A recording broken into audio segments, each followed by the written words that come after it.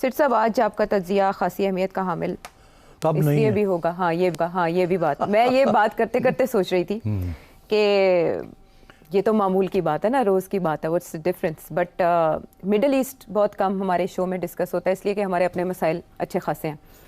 Middle east तवज्जो का मरकज़ तब बना जब ईरान की जानिब से इसराइली जारहियत का जवाब दिया गया। दमिश्क में जब इसराइल ने हमला किया था, टारगेट किया था सफारत खाने को, तो ईरान ने 300 मिसाइल रिपोर्ट्स के मुताबिक बरसाए थे और इसे एक अलामती जवाब भी हमला समझा गया था। उसके बाद से खामोशी थी, लेकिन यकदम ये होता है कि ईरान में 2 शहादतें होती हैं 2 सीनियर लीडर्स की, और उसके बाद ईरान में इंतखाब होता है और नौ मुंतखब सदर की तकरीब हल्फबरदारी में मदऊ किया जाता है मुमताज़ फ़लस्तीनी रहनुमा इस्माइल हनिया साहब को। वो वहाँ मौजूद होते हैं, वो एक मेहमान की हैसियत से, रियासत के मेहमान की हैसियत से वहाँ मौजूद हैं और उन्हें निशाना बनाया जाता है, जिसकी बज़ाहिर ज़िम्मेदारी अभी तक कबूल नहीं कर रहा इसराइल। लेकिन शुकूक व शुबहात का इजहार यही किया जा रहा है कि ये हमला इसराइल की जानिब से किया गया, ईरान की हदूद के अंदर से किया गया या बाहर से, ये एक और अपनी जगह पर सवाल है। शहादत अपनी जगह पर एक बहुत बड़ी खबर जिसने हिला के रख दिया मशरिक़ वस्ता को, पूरी उम्मत मुस्लिमा को। लेकिन ईरान की सरजमीन पर अटैक होना एक और चीज़ है जो ईरान को बराह रास्त इन्वॉल्व करती है, और ईरान की तरफ से जवाबी हमले का ऐलान भी कर दिया गया है और उधर इसराइल ने भी कहा है कि हम तैयार हैं अपने डिफेंस के लिए।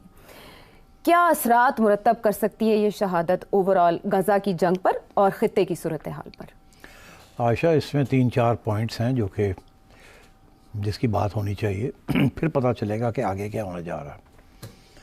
पहली बात तो ये है कि आपने सही कहा कि ये पहली दफ़ा ईरान के अंदर एक अटैक हुई है ऑन अ हमास और पैलेस्टीनियन लीडर जी। मगर इजराइल ने अभी तस्लीम नहीं की जी। ऐसे ही है ना जी। अभी इसके हाल ही में बेरूत में एक अटैक हुआ जी, 24 आवर्स के अंदर, जो हिजबुल्लाह के कमांडर हैं। हिजबुल्लाह के जी। और तस्लीम कर लिया इजराइल ने कि हमने किया जी। यहाँ तस्लीम नहीं किया ऑफिशियली, मगर सबको पता है कि इजराइल ने किया है। इजराइल को ख़ुद पता है उन्होंने किया है, और इजराइल के जो कल्चर मिनिस्टर हैं उनका भी एक बयान आया है, जो कि लोगों ने उसकी तरफ गौर नहीं किया, मगर उनका भी एक बयान आया, मैं पढ़ के सुनाता हूँ। वो ये कहते हैं, अंग्रेज़ी में मैं पढ़ के सुनाता हूँ, फिर अंग्रेज़ी उर्दू में तर्जुमा कर देंगे। Quote on quote, this is the right way to clean the world of this filth, no more imaginary peace surrender agreements, no more mercy. ये है उनका minister of culture Amichai Eliyahu. अब बात यह है कि ये तो तस्लीम कर ही लिया ना,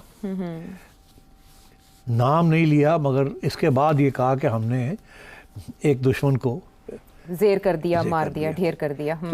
तो कर तो लिया उन्होंने। इससे कबल ईरान के अंदर ईरानियन न्यूक्लियर साइंटिस्ट्स को भी टारगेट किया गया। Israel has been targeting Iranian scientists, मगर कभी भी उन्होंने जिम्मेदारी नहीं ली, मगर उनको अटैक करता रहा। और सबको पता गया इनके Israel was behind those attacks. अब ईरान के लिए प्रॉब्लम यह है कि ये पहली ईरानियन सॉइल के ऊपर एक ऐसी अटैक हुई है ऑफ अ नॉन ईरानियन, जो कि एक मेहमान था और एक कॉन्फ्रेंस के लिए आए हुए थे, वो जो कि इलेक्शन थी प्रेसिडेंट की। हाँ, और तो अब सवाल ये खड़ा होगा कि क्या इसके बाद हालात बिगड़ेंगे या शायद बेहतर हों। 2 किस्म के तबसरे हो रहे हैं। एक ये कि ईरान अब बहुत बड़ा सख्त रिएक्शन होगा ईरान से। वो जो 300 रॉकेट्स फेंके थे वो अब भूल जाएंगे, इससे ज़्यादा सख्त करना पड़ेगा। दूसरे कुछ लोग हैं वो ये कह रहे हैं कि इसके बाद इजराइल जो है वो फिर टॉक्स में गाज़ा के ऊपर इन्वॉल्व हो जाएगा, क्योंकि उसने डेमोन्स्ट्रेट कर दिया अपनी कंस्टिट्यूंसी को कि हमने कार्रवाई की है और विक्ट्री हमें मिली है। तो 2 किस्म के तबसरे हैं। एक ये कि जी वी हैव टेकन रिवेंज और अब हम बात कर सकते हैं out of a position of strength. दूसरा ईरान का कि अब हमें पहले से भी ज़्यादा बड़ा हमला करना पड़ेगा अपनी इज़्ज़त बचाने के लिए। तो ये 2 जो सूरत हाल है, मुझे ऐसे लगता है कि ईरान रिटेलिएट करेगा बड़े पैमाने पर या और देखिए अब दो किस्म के रिटेलिएशन हो सकती है। एक तो ये कि किसी तरीके से ईरान भी कोई इसी किस्म की कोई assassination attempt on a major Israeli leader करे, अच्छा, या करवाए, या ये कि वो जैसे ही पहले उन्होंने किए हैं इस दफ़ा उसी किस्म की अटैक करें और बड़े पैमाने पे करें। अच्छा, सो ये इस किस्म के इश्यूज अब चल रहे हैं। और जो ख़तरा ये है कि दो बातों का ख़तरा है। एक तो ये कि वो जो कतर के अंदर जो टॉक्स चल रही थी कि गज़ा के ऊपर सीज़ फायर की जो टॉक्स थी, जिसके अंदर हानिया साहब एक बहुत अहम रोल अदा कर रहे थे एज अ पीस मेकर, क्या उन टॉक्स का क्या होगा कि वो डिरेल हो गई हैं अब? क्या इसराइल चाहता ही नहीं है कि ये अमन की बात हो?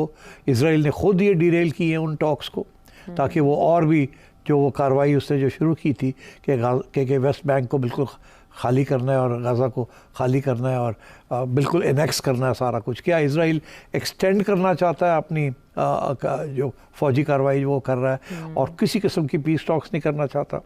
या ये कि इसके बाद और भी मुश्किल हो जाएगा क्योंकि ईरान की रिटेलिएशन आएगी, उसके बाद सारी अमन की बात ख़त्म हो जाएगी। तो अब मैं समझता हूँ कि जो वर्ल्ड ओपिनियन यही है कि इसके बाद हालात और बिगड़ेंगे, अच्छा, बेहतर नहीं होंगे, जिसकी वजह से फिर ये तो इसराइल को भी पता था ना इस बात का कि इसके बाद रिटेलिएशन तो आएगी। तो अगर रिटेलिएशन आएगी तो सारी जो अमन की बातें हो रही थी या सीज़ फायर की बातें हो रही थी वो ख़त्म हो जाएगी।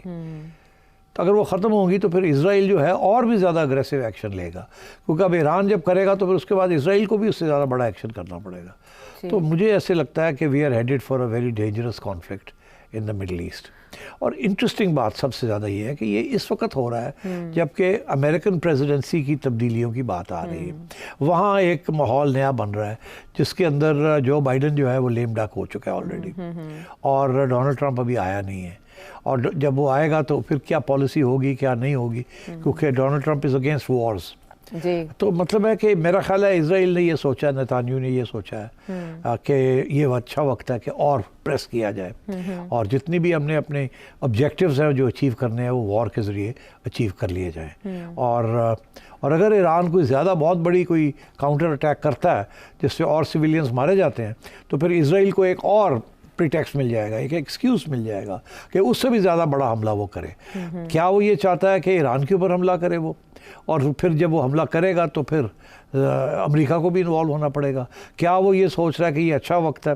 ईरान के अंदर लीडरशिप क्राइसिस में अभी तब्दीली आई है, अभी कंप्लीट कंट्रोल नहीं है नए प्रेसिडेंट का, और क्या इसी वक्त सारा कुछ करना है ताकि ये कंसोलिडेट ना कर सके नया प्रेसिडेंट वहाँ? और शायद उनका ये प्लान हो कि ईरान के साथ करके और कोई एक्सक्यूज़ और मिले और उसकी न्यूक्लियर इंस्टॉलेशंस को बम किया जाए। तो ये इस किस्म के अब सवाल खड़े होने शुरू हो गए हैं। सो आई थिंक कि कुछ ना कुछ तो होगा which will create escalate this thing. हाँ, लेकिन शायद इसराइल ने अभी तक जिम्मेदारी कबूल ना करके एक विंडो ओपन रखी है, गुंजाइश रखी है कि अगर कहीं मुज़ाकरात होते हैं या कोई बात की जाती है जंगबंदी की तो उसमें आगे बढ़ा जा सके। आप समझते हैं कि जिम्मेदारी कबूल ना करना एक नहीं? देखिए, इसराइल ने क्या जिम्मेदारी आज तक नहीं की थी ना। जो ईरान के अंदर जो कुछ उन्होंने किया है या ईरानियन जो मारे हैं वो भी नहीं कभी इन्होंने कबूल किए। तो अब बात ये आयशा कि अभी मैं देख रहा था दुनिया के सब मुल्कों के स्टेटमेंट्स, पाकिस्तान का स्टेटमेंट भी देखा। पाकिस्तान ने तो पहले इजराइल का नाम लेके फॉरेन ऑफिस ने कंडेम किया, फिर फॉरेन ऑफिस ने अपना बयान तब्दील कर लिया और इजराइल का नाम निकाल दिया अपने कंडेमनेशन में। ऐसे ही है ना? जी बिल्कुल, रिपोर्टेड। मगर मैं देख रहा था दुनिया में जो सबसे ज़्यादा रिएक्शंस जो सारे आए हैं वेस्टर्न ममालिक से भी और मुस्लिम ममालिक से भी, किसी ने इजराइल का नाम नहीं लिया। सिर्फ एक मुल्क है जिसने नाम लेके कहा है कि ये इजराइल ने या इजरायली प्राइम मिनिस्टर ने ये काम किया है। वो कौन सा मुल्क है? वो है टर्की। हाँ, टर्की ने ये किया।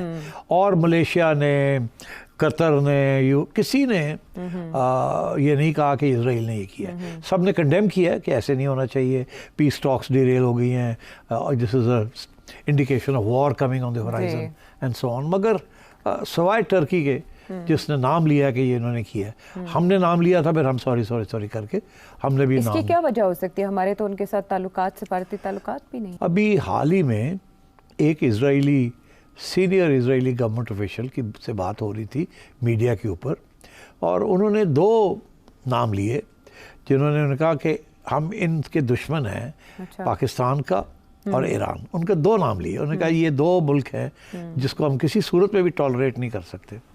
अगर ये सूरत है, हालांकि सिर्फ वो 2 ही नाम ले सकते हैं, ईरान के साथ आपका नाम लेते हैं, तो क्या वजह है कि आप खुल के क्यों नहीं उनके खिलाफ बात कर सकते? तो इस पर भी सोचना चाहिए कि वजह क्या है। वजह शायद यही है कि इस वक्त जो आपके मेजर एड डोनर्स हैं, whether it is United states, Saudi Arabia, UAE, Qatar, जो भी आपको सपोर्ट कर रहे हैं, वो एक्चुअली इस वक्त वो वेस्टर्न कैंप में है। वो और वेस्टर्न कैंप जो है वो प्रो इजरायली है। तो आप अभी कोई रिस्क नहीं ले रहे कि आप कोई ऐसी बात कर दें जो वेस्टर्न कैंप है, जिसके ऊपर आप डिपेंडेंट हैं, जिसमें ये सब लोग वेस्टर्न कैंप के लोग हैं। तो आप इसीलिए शायद पीछे हट गए कि हमें नाम नहीं लेना चाहिए। अच्छा। कल को अमेरिका कहेगा क्यों नाम लिया, कल को सऊदी अरेबिया नाराज़ हो जाएगा, and so on and so fourth. तो ये इस किस्म की सिचुएशन है। हमारी बड़ी बदकिस्मती है कि हमारे यहाँ कोई ऐसा लीडर नहीं है जो कि खड़ा होकर जो बात है वो कह सके। अच्छा। और बाय द वे, ये दिस इज़ समथिंग दैट